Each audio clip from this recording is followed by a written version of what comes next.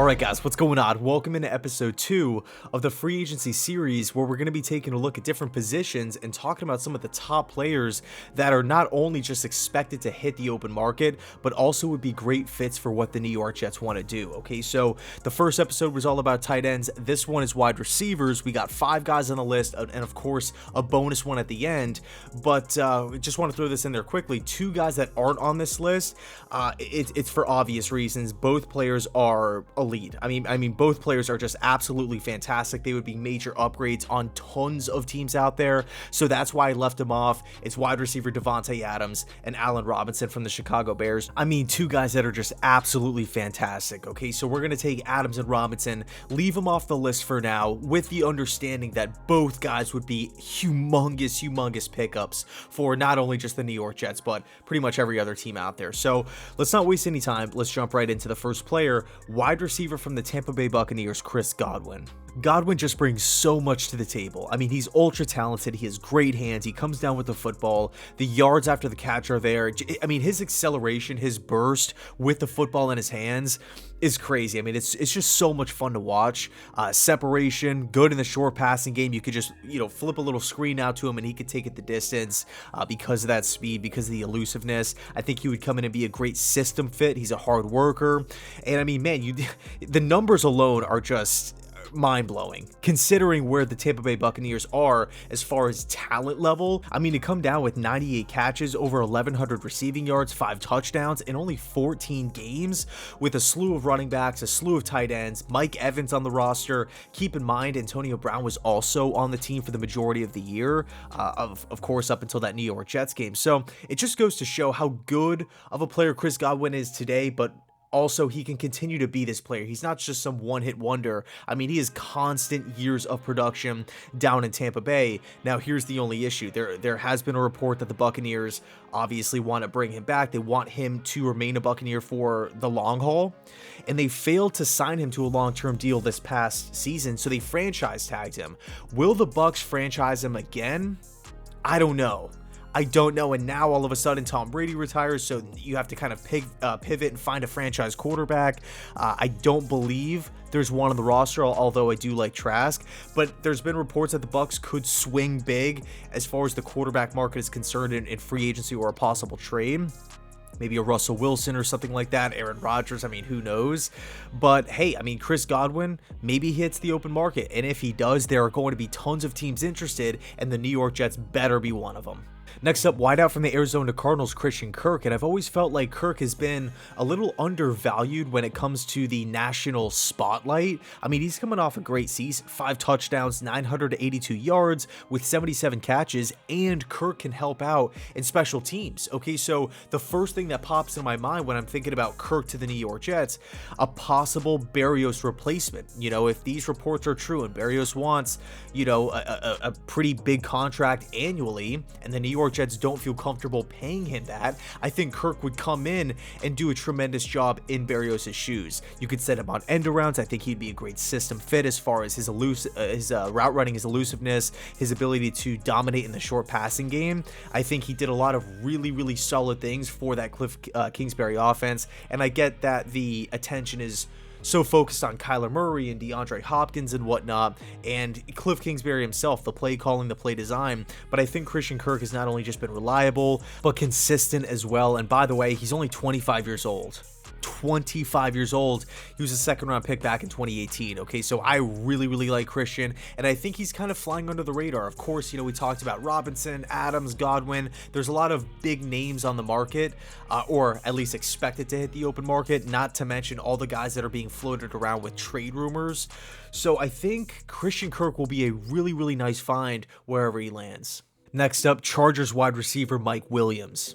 At 6'4", 215, Williams is coming off a great season, over 1,100 yards, 9 touchdowns, 76 receptions in only 14 games. Man, I look at Mike Williams as a young wide receiver that still has room to grow. He's a big body guy, and he's traditionally been a deep threat. right? He wins one-on-one down the field. He comes up with the huge explosive plays, one of those run underneath the ball type of guys, but can also win at the jump balls. Extremely valuable asset, but Staley actually incorporated him a lot with the slant game, right? Getting him the football early within plays, and he did not disappoint. Not at all. I mean, he looked really, really good, really effective with the football in his hands. He's not some one-trick pony. Now, I do feel like attacking the deep parts of the field, especially when we look at Zach Wilson's arm and feeding off the play action, I think it was an aspect that we just didn't really utilize last year. Is it because we didn't have the talent? Maybe. I mean, we did lose Robbie Anderson. That's kind of his specialty. Joe Douglas didn't want to bring him back. Could Mike Williams not only just fill Robbie Anderson's shoes as that traditional deep threat, but also bring more to the table and be the team's number one wide receiver? I definitely feel like Mike Williams has the potential to do that because, again, I don't feel like he's a complete polished product as of right now. I mean, yes, he brings a lot to the table, but he still has room to grow, and that's what gets fans really, really excited. Next up, Cowboys wide receiver Michael Gallup. Now, there has been a report saying that Gallup's return to Dallas is looking unlikely, and it's understandable given the Cowboys' offensive firepower, right, the overall talent on that roster, and of course the financial situation with Zeke Elliott being a big cap hit, and there's just a lot of questions. Schultz said that the open market as well. There's a lot of questions surrounding this Dallas Cowboys offense, things that they have to get figured out. Could Michael Gallup slip through the cracks and hit the open market? I think there's a chance, right? I think there's a really, really good chance that Gallup ends up on another team next season and puts together another nice year. I mean, you look at Gallup overall as a player, I think he brings a lot to the table. I think really the biggest draw with Gallup is his ability to hurt you not only just in the short passing game, but really all three phases, right? Short, intermediate, deep. 2019 was his best season where he had 66 catches, over 1,100 yards with 6 touchdowns. I think Gallup's a guy too who's not going to be commanding this massive mega deal or anything like that. I feel like you can get Gallup at a pretty reasonable, pretty fair price. Again, you can get him working in the intermediate parts off of play action. You could just throw a quick screen to him and watch him work. He doesn't have the best agility out there, the best elusiveness. But man, when this guy gets going with the football, he is very, very difficult to bring down, and he's a long strider, right? He's just an interesting player. I mean, I really like Michael Gallup, and again, I don't really view him as a number one. I don't put him on the same level as Devontae or anything like that, but I just think Michael Gallup could be really, really consistent and be a solid find for whatever team wants to bring him in. I think Gallup's also going to be a player that not only just the rebuilding teams are going to be interested in, but some of the contenders. Like, I could see Buffalo being interested. There's a lot of teams that I think would have interest. So it should be interesting to see how it all plays out. But yeah, I really, really like Michael. Next up, wideout from the Jacksonville Jaguars, DJ Chark, and Chark is an extremely interesting case study. You look at what Chark did back in 2019, 15 games, 73 catches, over 1,000 receiving yards, 8 touchdowns, Pro Bowl wide receiver, second year in the league at 23 years old. He's a 4-3 guy, right? He could blaze down the field. I mean, that's what he did at LSU. He was great. He was fantastic in college. He comes to the NFL, starts producing really, really early. Again, Pro Bowl season. Are you kidding me? You look at his size. He is 6'4", over 200 pounds. I mean, man, what's not to like about DJ Chark? The problem is, after that 2019 season, the consistency became an issue. You can make an argument that at times he looked a little, I don't want to say lackadaisical, but it just looked a little sluggish. Now, is it because the Jaguars have been losing tons and tons of games and everything like that, and the quarterbacks have not had much protection to get Chark the football? He's obviously dealt with injuries as well. I think Chark could be a sleeping giant. I think this is a guy, you look at his size, you look at his speed, you look at what he can do, what he has done at the NFL level. Man, he is so young. He is so young, and I feel like a team could take advantage of that. I mean, man, only 25 years old. I do think there's a chance he ends up back in Jacksonville, but I think the one thing that's going to hurt Chark in his negotiations, whether it's with Jacksonville or other teams, is the fact that he only played in 4 games last season because of injury. Okay, so yes, he does have a lot of positives, right? He does bring a lot of pros to the table here, but I think teams will look at that and say, and use that against him, right? So, I mean, on one hand, it's not that good for Chark as far as annual pay, but as far as the teams go, as far as the teams are concerned, I think you know, obviously they would be getting him at a lower price than if he played the entire season and put up a similar season back to 2019. So anyway, I think DJ Chark is really, really interesting. Let's move on to the bonus. And this one is always, you know, hot and cold. I know some fans love this player.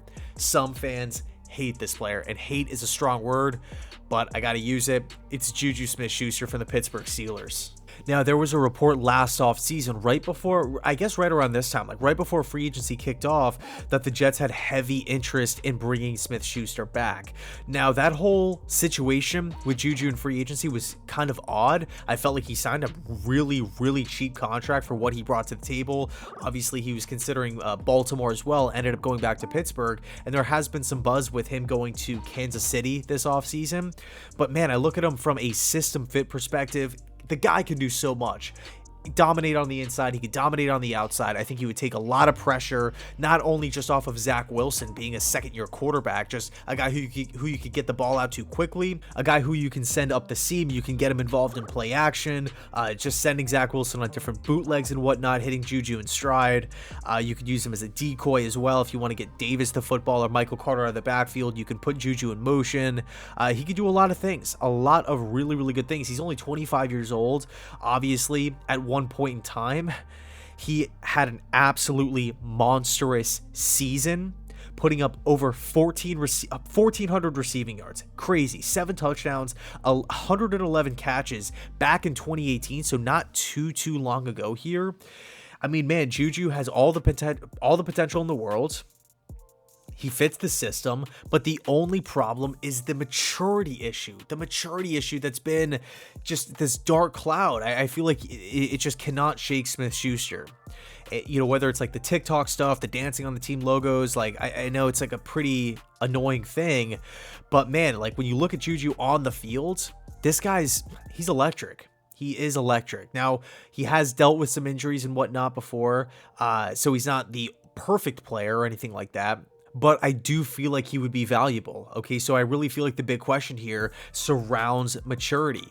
If Juju is going to come in, work hard, keep his head down, and, you know, just go to work, I think it's worth it. You know, but if you have doubts, if the cons outweigh the pros, and you're thinking Juju, hey, he might turn into a diva, he might cause problems with other teams, he might be a locker room distraction, something along those lines, then hey, you know what? Maybe it's not worth it. Maybe we should go after somebody else, a DJ Chark, a Chris Godwin, something along those lines. So anyway, let me know your thoughts down below in the comment section. Who are some of the wide receivers that you want the Jets to target in free agency? I really feel like the Jets lack that true number one, and of course that deep threat down the field. Can't wait to dive into the comments. And by the way, let me know why you want these guys. That's always the really, really exciting part. Anyway, thanks so much, and as always, go Jets.